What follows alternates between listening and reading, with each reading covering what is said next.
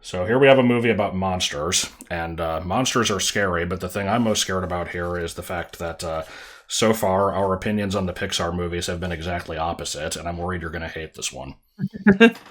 That's a fair concern to have.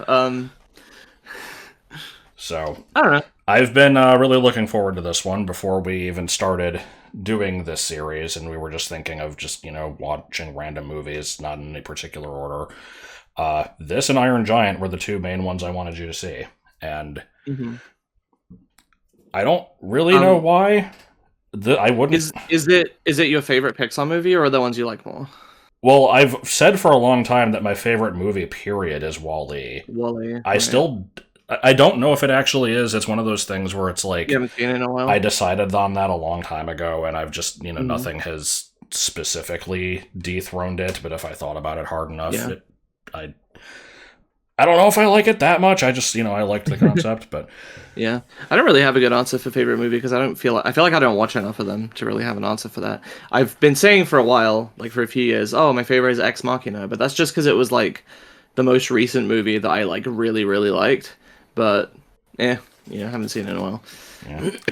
So the thing is, like, Pixar kind of has this reputation of making tearjerkers, or at least really high concept movies that, like, make you think about something that you wouldn't otherwise. And Mm. this one is, like, kind of not that. I like the concept of this movie, and it I mean, has. I haven't seen it yet, but I feel like I already have an idea of some of the kind of as we said with the other ones, like more real world kind of mature themes that have been put into this, fantastical context. I feel like I have a general idea of this one, Yeah, kind of fitting in I my do want pattern. you to say what you know about it in a minute, but I want to Mhm. just start out by saying that the reason I like this movie so much and the reason I've been looking forward to you seeing it is it's just really funny. This is just a Okay, really good comedy movie. I love the gotcha. characters. I love the setting. It's just ridiculous from start to end, and it has just a lot of great moments. And yeah, I've Sure. just been waiting to introduce you to it. Okay. Um, so before I say what I know about it, I will say I have technically seen part of this movie because one Gasp. time I went to my paternal grandmother's house and this was in Slovakia and I don't speak Slovak and I think to entertain me she put on the TV which was playing Monsters Inc. dubbed in Slovak, so I had no idea what was happening because I couldn't understand any of what they were saying. Good. So I've like seen the movie, but I've not seen the movie, like properly. And I don't know how much of it I saw. It was probably not more than like 20 minutes anyway. Okay. Uh, on a related note, the only thing I've ever seen of Phineas and Ferb was a Hungarian dub on a TV in Slovakia, which was funny. I think that was an episode where they're at like a movie studio and they're being chased by a mummy. Um, Fighting a mummy.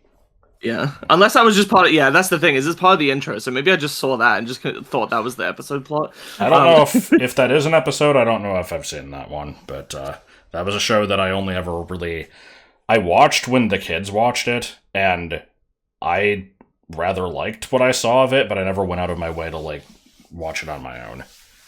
yeah. Um,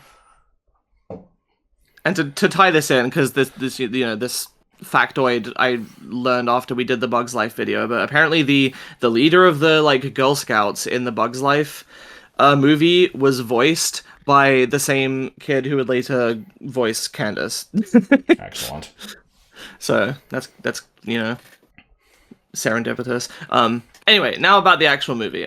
So there is a corporation somewhere in like another dimension, Monsters Inc., which is staffed by monsters, and I don't know exactly how this feeds into like their needs as a species, but for whatever reason, this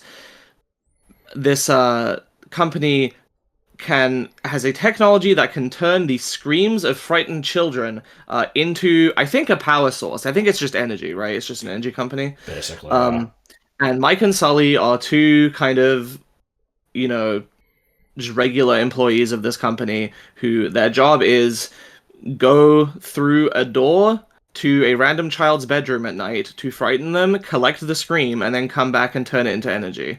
And um, they have a rival who's like the chameleon guy. Is it Randy? Is that his name? Randall. Randall. Okay. Yeah. He's like a chameleon monster that can turn invisible. Um, and but he's just kind of a jerk and isn't the actual villain. And then the actual villain is the CEO because he's like trying to, I mean, basically do what any CEO does under late stage capitalism and like, push the thing as far as possible and squeeze all the pennies out of the business model. And I will this causes say a that problem somehow. Huh? I will say, since you know the twist of the movie, I'm not gonna, try to jump around that at all. You're not completely correct about his motivations. He's actually like he is the villain and he is kind of a bad guy, but he's not just doing it out of greed.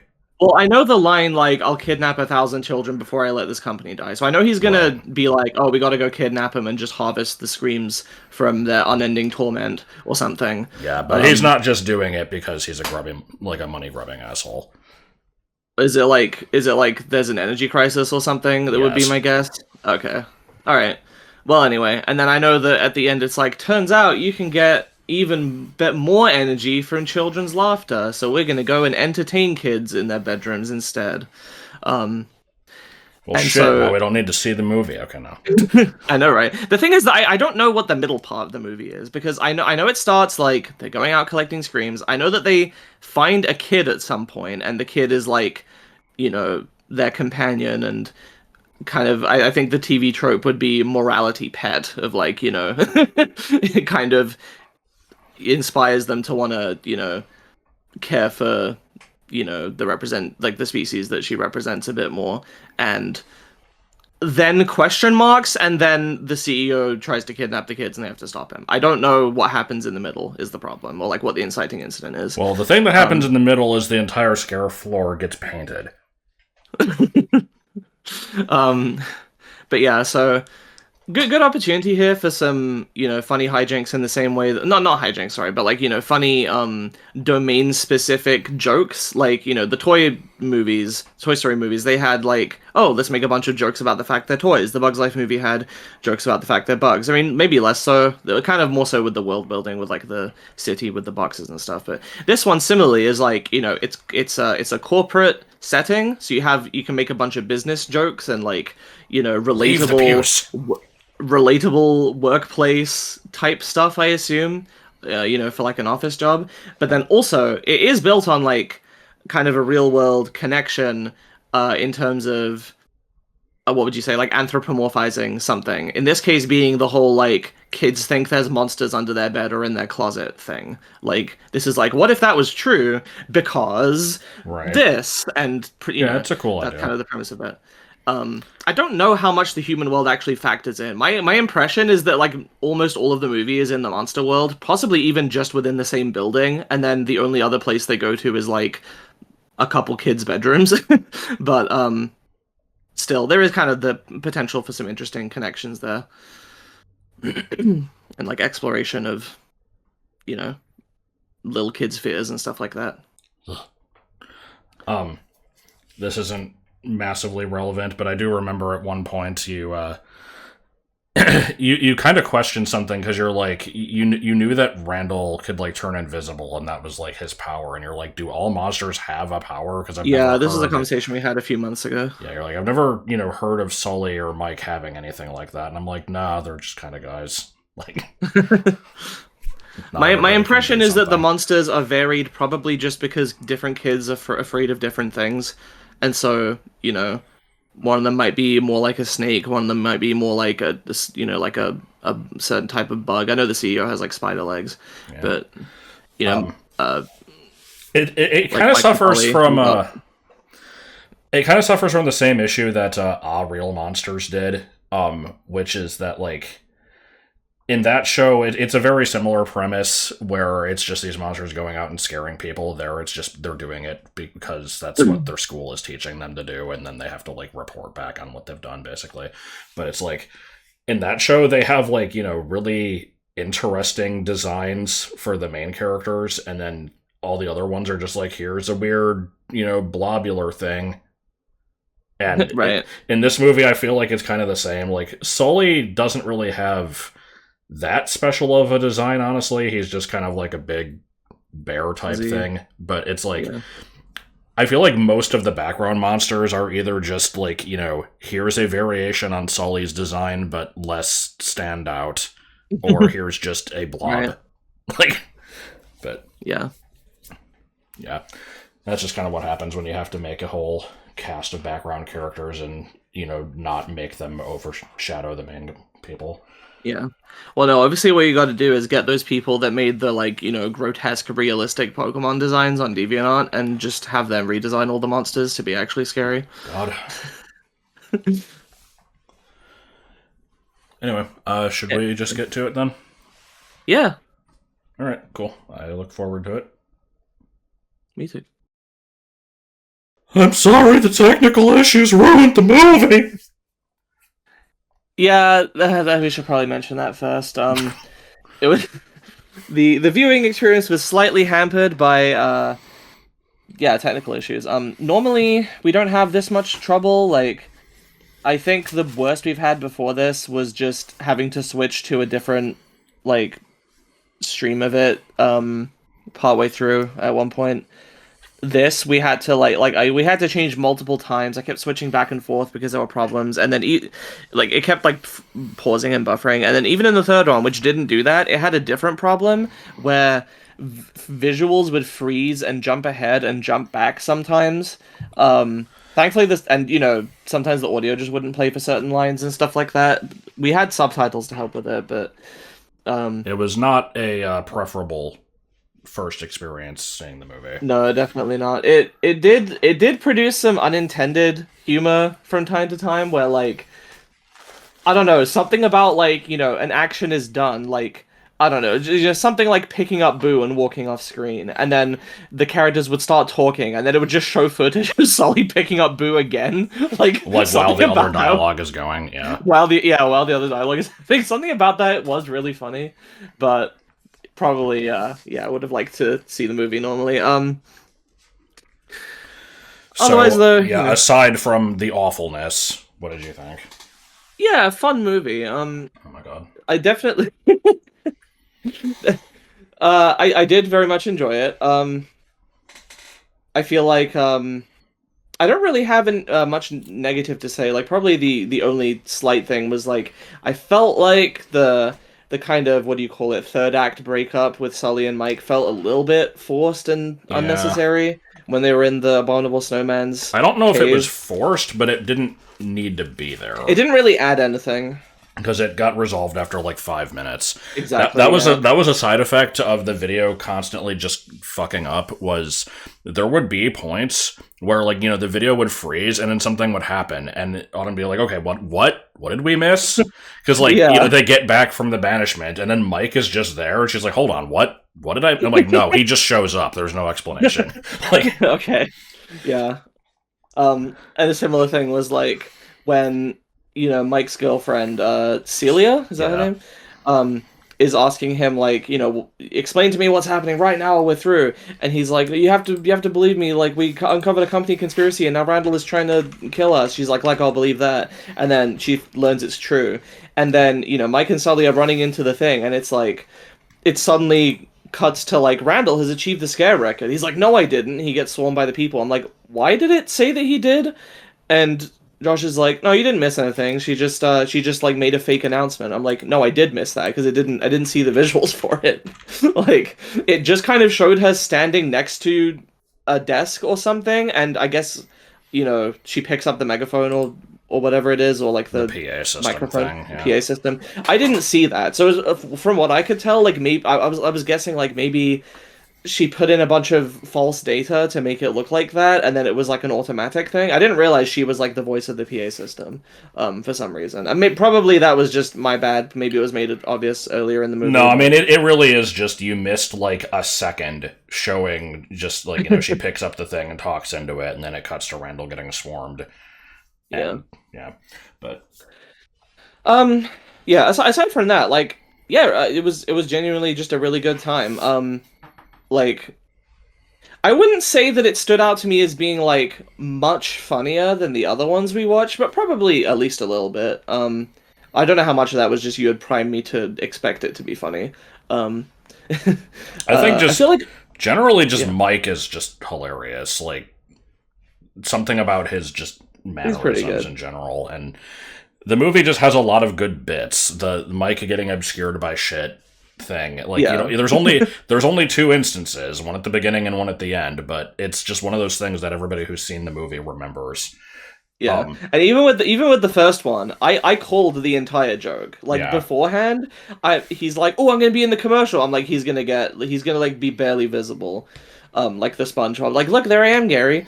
right. Um, And much like that joke, I predicted that he was going to be, elated with it anyway, and just like, oh man, I was on TV. And then sure enough, that's what happened. So I was pretty happy with myself for guessing that. Yeah, Um, there's a screenshot I've seen of like I think it was on either Disney Plus or like Netflix or something where they had this movie selected and it shows like there's just like a preview image and it's just a bunch of characters standing there and Mike is just obscured by some element that's of awesome. the thing. It's like I don't know if that was intentional, but It has to have been, like right? it's so good. Um, Which reminds me of another yeah. meme image where somebody had like I think it was like Finding Nemo uh fruit snacks and there was a Mike Wazowski in the pack. And so somebody took a picture of it and they're like, put that thing back where it came from or so it. Yeah, I that was actually another joke that I had seen beforehand, but didn't realize was from this. And also the tough kids, sissy kids that climb on rocks thing I had heard because you always I reference just it. I just And quote everything in this movie all the time. for some reason I thought that was a JonTron bit. I don't I know don't what know it's why. originally from because it is a reference to something else. Let me look it up. Oh, okay, I see. I think, like, I know that there's the perfect for kids who have no necks, but I thought there was like a really similar bit he did that was It's that a included that. Armor hot dog jingle. Armor hot dog. Armor is the brand of hot dog, apparently. Yeah. Okay, what does I that have to do with kids that climb on rocks? What kind of kids eat Armor hot dogs? Fat kids, skinny kids, kids who climb on rocks, tough kids, Oh, sissy kids, even kids with chicken pox. Apparently, is how it goes. the fuck. I don't know. Okay, good. Um, Um. Anyway, yeah, it's like I'm almost just content to just share my favorite gags from the movie, but it's you mhm, don't really need to hear that.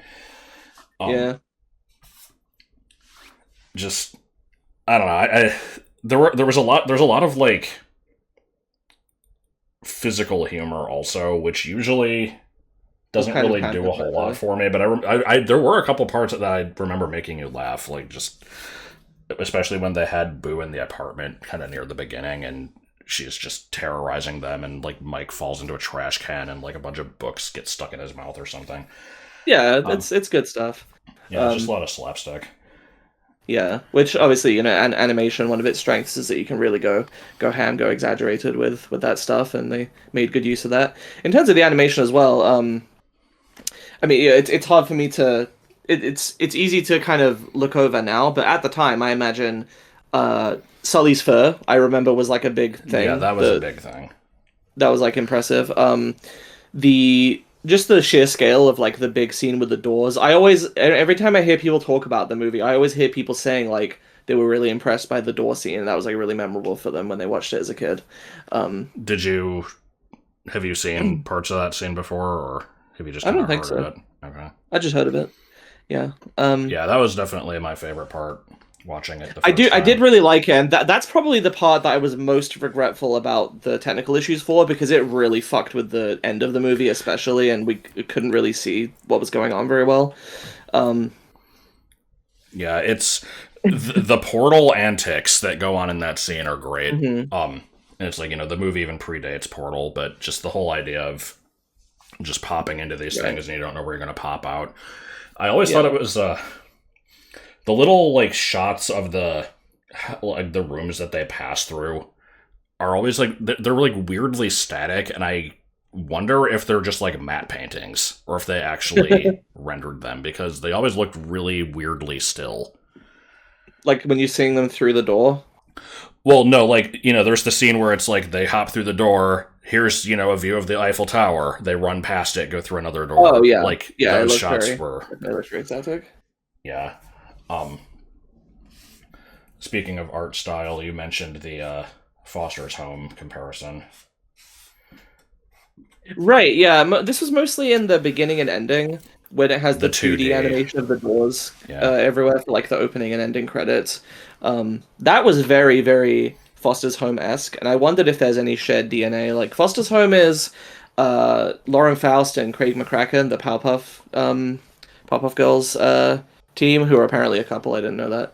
Oh. Um, and so I wonder if they had any touched in this, or if that's just a complete coincidence. I mean, if they're just I kind of don't. like the show creators, that doesn't necessarily mean that they were in charge of like the Well, animation style. So there could still be some other no. connection. No. But I mean, I don't watch that many cartoons. But I know that like the style of the creator bleeds into the style that the rest of the show uses because the other cartoonists are kind of expected to follow from the kind of design sensibilities of Yeah, I the guess. creators or at least some kind of artistic lead, even if it's not those two specifically. I wonder if whoever dictated the style of that show had a similar touch in this, or if it was just a coincidence. I could see it going either way, but definitely it was reminiscent of it for me. um yeah, I Especially mean, since they've both got just the, general wacky creatures concept to them also. yeah, it was nice, I think, to kind of step back from the bigger sort of ensemble cast of like Toy Story 2 and stuff. Even in Bug's Life, like most of the characters were not that important. We kind of made fun of that. Like Ham is just kind of there to wisecrack. Rex Right. is just like he had like a C plot. In this movie, it was way more pared back. Like I would say, basically the only characters that matter are like Mike Sully, Celia, but barely, Randall, and Waternoose. Like, Boo is basically an animal. Like she's a More or puppy, less, right? yeah. So she kind of doesn't count as a character. Um, it was mostly, yeah, But and what about Waternoose is not in Fungus? that He's much the of the most movie. important character. Is that the red guy that's like Randall's sidekick? Yeah, not Yeah. just shitposting. There's also the one that kept getting the 2319, Yeah, getting swarmed by the guys. Harry, I don't actually remember what his name Oh, is. Roz. Roz is a fairly memorable character, I actually. fucking love Roz. He's great. I've worked with Roz's before, and they're awful. Like, I like mean, Mike was never submitting his paperwork. I feel like she would be. I feel like if you worked at Monsters Inc. and you actually just did your paperwork normally, she probably wouldn't be I that know, bad. but She was patient with Mike, to a point, despite him never turning it in. when I say I've worked with Roz's before, I don't necessarily mean in the sense of like me constantly getting in trouble with them, but like the No, the, just the one people. comparison was just when I worked at the call center. There would just be the person sitting at a computer watching everybody else's like phone time, and if you're in the like wrap up time after a call is over for more than half a second, be like, get out of ACW. It's like, oh my god, fucking give me a minute. Great, great. I Yes. said. I liked her I, random I appearances in the bloopers. yeah, she just suddenly became this like Hello. recurring joke, Yeah. just showing up in all of the gags. And then the weird twist with her being it's not even really a twist, but just I because it mean, doesn't it's a impact twist in much. the sense that you wouldn't see it coming, but also, And it like, it doesn't has no impact anything. relevance to anything. Yeah. Yeah. She was like an undercover agent for the CDA. um, yeah, before we started this, post movie bit, I said I wouldn't have much to say, and that's kind of just because with the other three movies, I felt like I had sort of a point to be extracted, like something about some kind of deeper theme that can be extracted. I don't feel like this movie really had one. It has this energy crisis thing as a backdrop, but it doesn't really have anything to say about it because it's kind of a fantastical situation. This energy that we're using isn't good enough because it's drying up essentially. But then we just so then we're resorting to like more extreme measures, but then that gets stopped, and then just a better solution is found with no downsides. Right. um, Yeah, which no, I mean, if the movie has can't really draw a direct has parallel. an overarching theme, it's probably just, Sully's bond with Boo. Which isn't, Yeah, it's, like, I don't know what yeah, you'd it's more call it's more that, really. character It's more focused. just, he kind of becomes this father figure or whatever. But Yeah, I mean, I guess if you wanted to be all like, I don't know, pretentious about it, you could, say something about like, I don't know, human connection being like this thing that's more important for solving problems than just like this, cold, uh, kind of distant approach that just sees everything as, a problem to be solved in numbers. But I think that's looking into it too much. The movie doesn't really focus on that yeah, so really. directly. More so, I think probably you're supposed to go in, have a laugh, enjoy the sweet bond with Sully and Boo, and that's it. Which is perfectly fine. The movie does not need to reach for anything higher. It's just that obviously that's something I had to talk about in the previous ones, and this one not so much. Yeah, but it was still good. Meant to be a fun. It just movie. it speaks for itself, is what it is. So yeah. if you haven't seen it, I would definitely recommend this one. It's very very a good time. I feel like both adults and children would like it. I said before we watched it that this one is not a tearjerker. It fucking made me cry anyway. The scene where Sully's having to say goodbye to Boo, like every time. Yeah, I got a little emotional. I was like, oh, I don't know why. It's weird. Like I feel like I'm easier to move in certain other like situations, but with movies, I'm more likely to just, I don't know, to not emote as much. And I don't know why. I will say, as much as I like the little moment that it leads to, the ending of them reassembling the door is so bullshit. like, I don't know, like. I thought I remembered hearing that like the movie ends with an establishment that Sully can go see her again, and so I was kind of expecting it in that way. But I'm not upset that it's in the movie. I do like that it ends on that happy note. It's a little stupid. There's something similar that's a major plot point in a show I've seen, which I actually was interested in potentially watching with you sometime in the future. I'm not going to say what it is in case anybody watching no, it's scary. It's spoilers for the thing, but there is a similar kind of thing where it's like, oh, really? They were able to put this back together, huh? And it's actually like a more major part of the plot. So I almost that kind of like inoculated me to where I'm like, yeah, this just being at the end of the movie is like a final note to end on is not as big a deal. Not that I had a problem with it in the other one either, because I suspended my disbelief. But anyway, So, let's go into overanalyzing mode. Oh yeah. Two things I want to address. One is how long was Boo missing? Like that's what I was thinking. As soon as I realized that the plot was like, oh, Boo's stuck in the monster world, they need to get her back, which I probably should have guessed that beforehand. I mentioned I didn't know what the middle of the movie's plot was. I should have guessed that, because literally, like, Toy Story was X is stuck in Y place, and they need to get back to Z. Same thing with Toy Story 2, and Bugs Life didn't have that, but Finding... I know that Finding Nemo is like that, and there's other movies with that kind of premise. So I probably should have seen it coming, but... But yeah, it might have just been one day, but still, I mean, your kid's gone for a day. Like, yeah. As soon as I saw it, I'm like, oh, this movie must take place over the course of just the next day, or it must be resolved this night, and then it wasn't. It was like a whole other day. So I have two guesses here. Number one is, time passes differently in the monster world compared to the human world, and somehow this worked. Because they did have the, like, time zone chart up on the wall. It's like, we're currently scaring Eastern Seaboard. But, like, I don't know if that means that every time when they start in the morning, it's always that time zone in the human world. And it's like, maybe they are desynced. Who knows? But yeah, hard to say. Because it's like, I think it's implied to just be a completely different dimension, right? It's not like... Pretty much, yeah. Yeah, it couldn't really exist in the same world as... It's like, yeah, most of the movie, I think, does take place, from the moment that she goes through the door and Sully's trying to hide her and the whole thing with, like, the sushi restaurant. That's at night, and then, they get up the next day, they go to work. Most of the movie takes place in that period. Then they get banished It's like Sully makes it down this mountain and finds a way back in some unknown period of time, but it's apparently pretty Hmm. quick. It's no idea how the hell Mike, also catches up. Yeah, But that was questionable. Yeah. My but other either way, guess she's is probably just gone you're for a not while. supposed. Yeah, my other guess is maybe you're just not supposed to think about it. Yeah.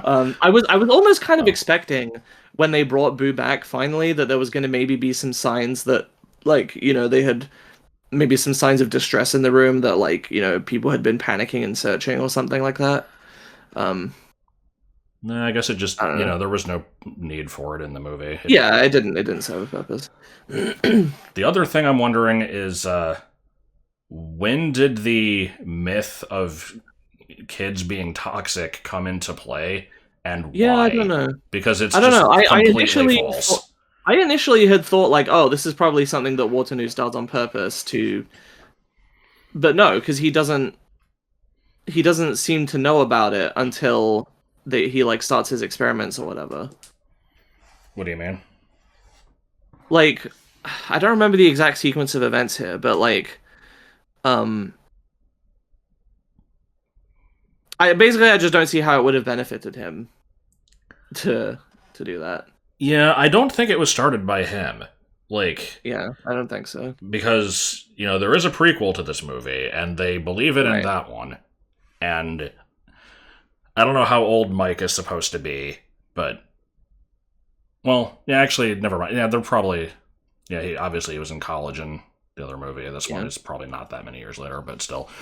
Um, it's the type of thing where, if they believed it then, they probably believed it considerably before that, and it just must have started somewhere. And I do wonder if it was just, some random agenda that there was a reason for them to come up with this, or if it was just some myth that never really got tested.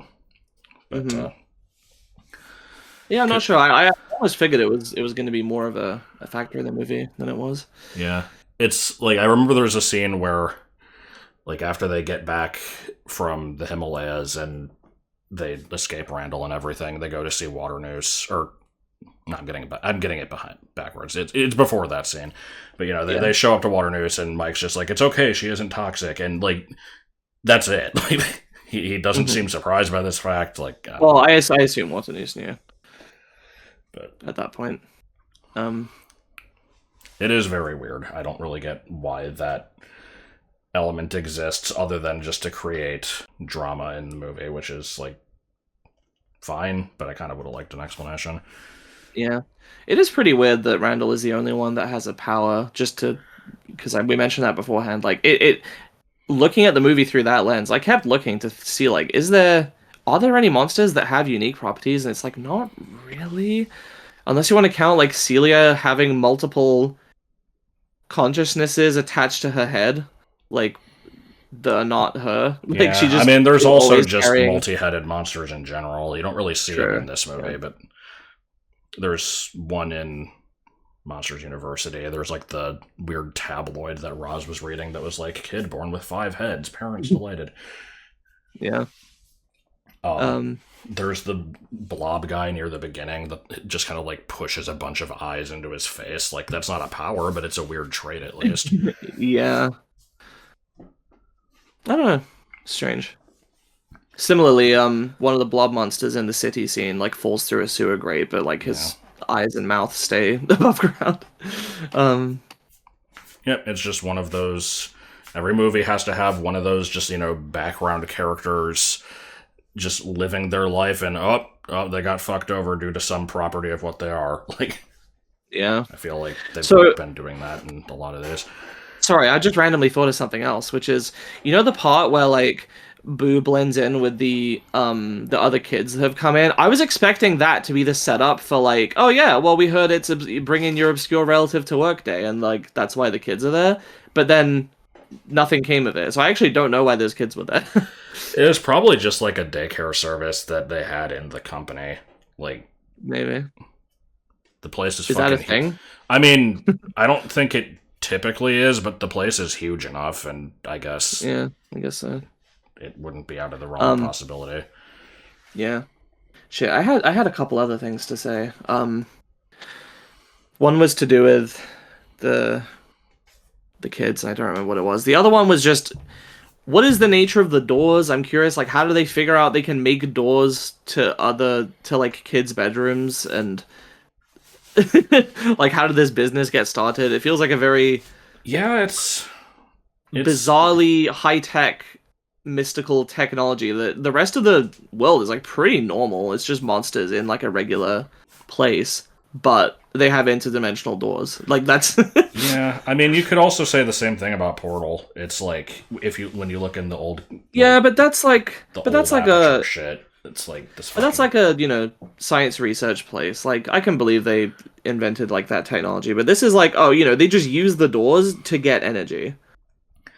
It Which is must mean that the doors pretty themselves weird, yeah. Like are not very like expensive energy wise as well. I was thinking about that. Probably. It's like they've got this whole complex system of these doors getting called on the rails and all this stuff hooking up to them and everything. And I guess it must not be consuming that much power.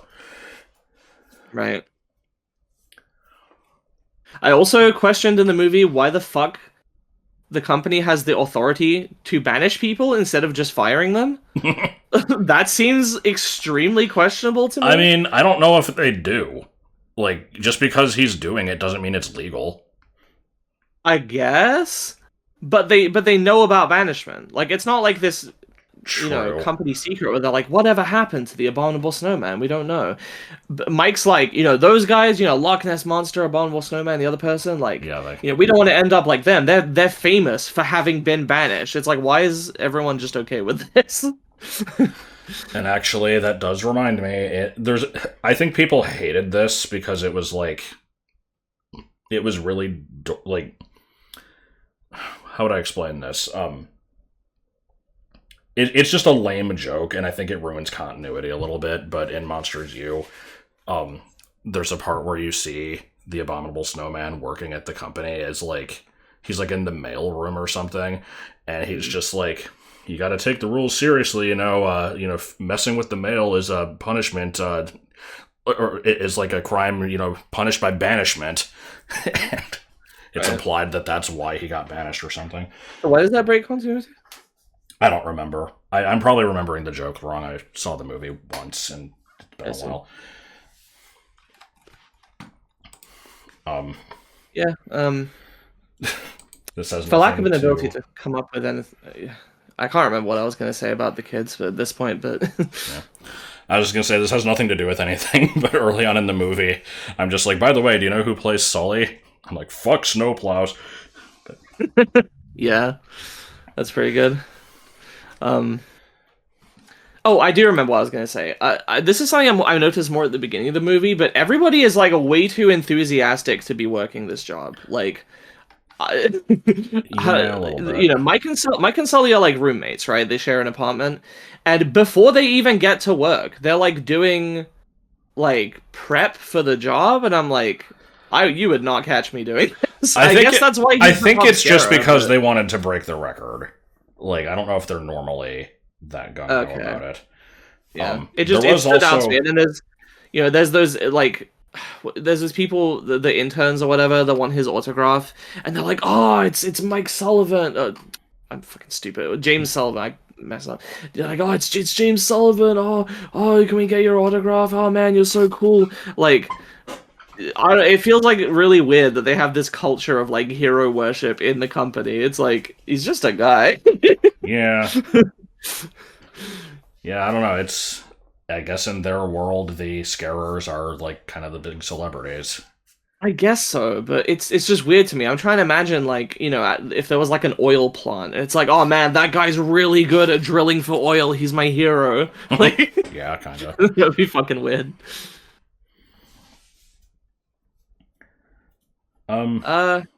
Yeah, I mean that's more or less it. I don't know if I have a whole lot more to add to it. It's just I like the movie. It is good. It has good moments. Mm-hmm. Do we want to look at comments for the previous one? Yeah, I'll address one of them ahead of time because there was a comment asking about like playing games based on the movies, and I'm just gonna have to kind of shut that one down. It's too much effort. I'm not really interested in licensed games most of the time. Well, you mean it'd be too much effort to like do it as part of the series, like for each one play the game, you mean, right? I mean, definitely that, yes, but even if it's like, if it's the type of thing where, like, I know that people like the Toy Story 2 game on N64, and it's been recommended to me before, I kind of just don't care. I'm sorry. Like, I'm not that interested in it. Yeah. No, that's fair. I just mean, maybe this is just me, but the way I heard it, it made it sound, you sounded like playing the games would be too much effort, like just playing them. But if you don't want to do it, that's like a separate matter. I'm probably just being pedantic. I'm not really sure what you mean. I mean, because it's just playing a game. Yeah, but if it's a thing that I'd have no interest in doing, then Yeah, then you wouldn't want to do it, and that's a good reason. But again, I'm probably just misunderstanding it. See, looking at the comments. it's basically how I felt about the Harry Potter games also, but those were more your thing, and, you know, I know that you were streaming those and stuff. I did the first few like ages ago before we ever really talked, and then haven't streamed any of them since. Yeah.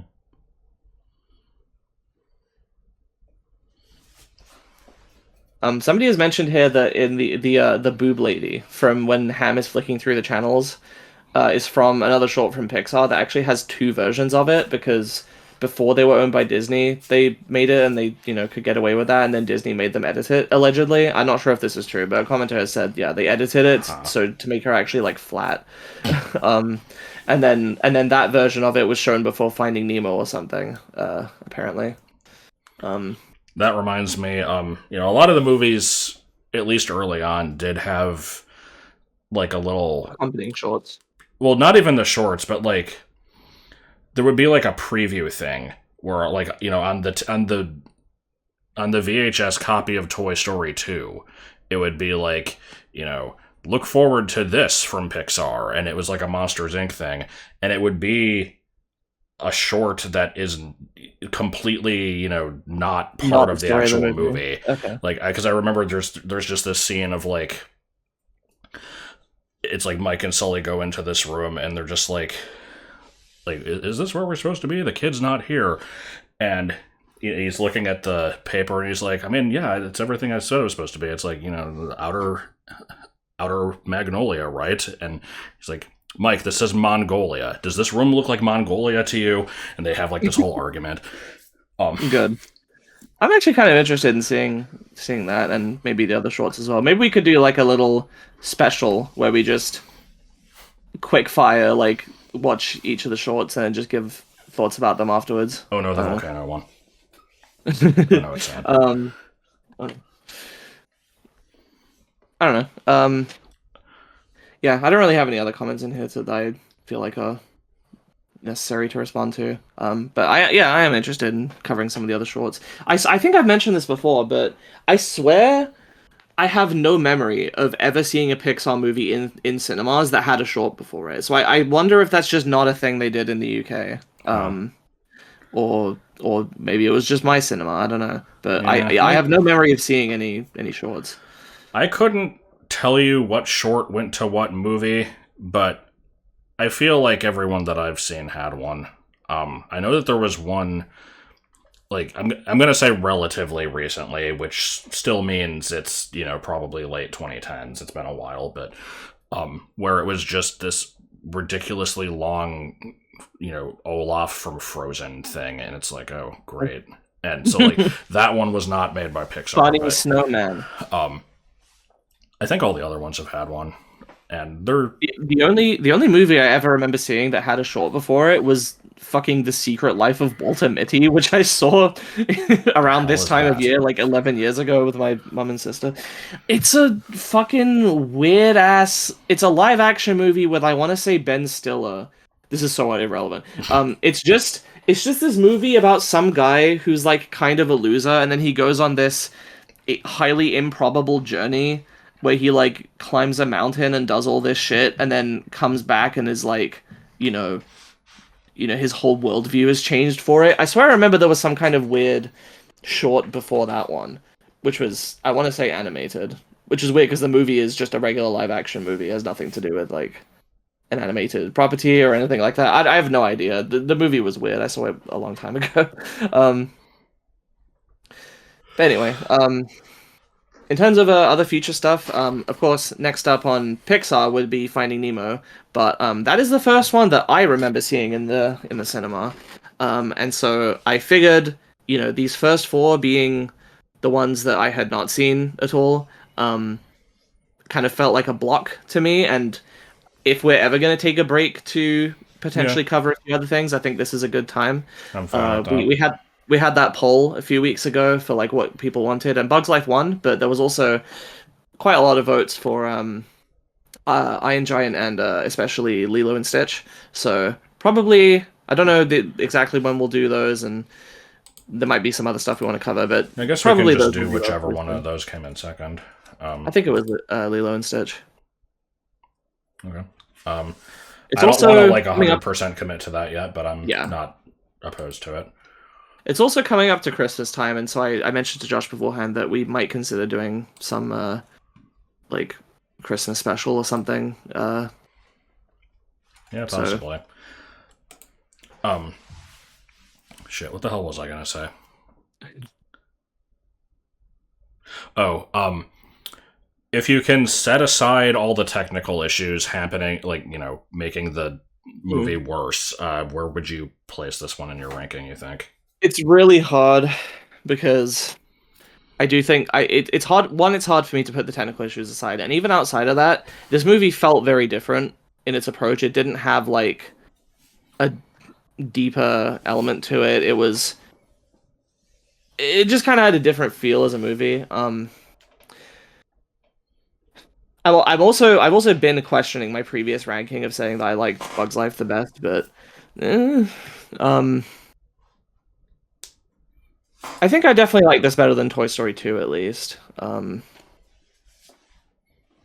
Did I like it better than Toy Story 1? Probably. Did I like it better than A Bug's Life? It's really close. Yeah, I mean, you don't have to have like a definitive answer. Yeah. This is why I never review things like with a score or anything. Right. I have like an account on my anime list. I've marked a bunch of stuff as completed that I've seen. I've never ever rated a single one of them because I would feel the need to maintain it and go back and be like, oh, actually, now that I've seen this again or seen this other show, I feel like this one isn't as good, and I need to adjust the score to compensate. And I just don't Yeah, I don't like it's doing ranking that. things is really hard. It even Yeah, halfway through doing it, you might change your mind on something, and then who knows yeah. about fucking 10 minutes later. Um, Hmm. there's too many things to compare. Um, it's I feel basically the same way, and this is getting a little off topic, but it just reminds me how like personally, I would rank. Like, I would have to put Pokemon Diamond and Pearl over Platinum because I had more enjoyment playing through Pearl, even though Platinum is in every way the better game. And so that's like, so I have that whole issue where it's like, I can consider something to be better even if I don't like it as much, or vice versa. And like, it Mm. leads to this whole discrepancy. So it's like, how do you rank things Yeah. like that? But Yeah. So it's why I don't tend to do that stuff. Even like tier lists are hard for me. That said, when we are caught up with Pixar, I would be happy to um, do like a little bit where we go through and rank stuff and give our thoughts. Even if I'd be happy to disappointment in the try game to of commit to life. it. Maybe not in that format. Maybe just a simpler like tier list format. But yeah, I uh, I guess that's it for this one. So Don't fake the funk.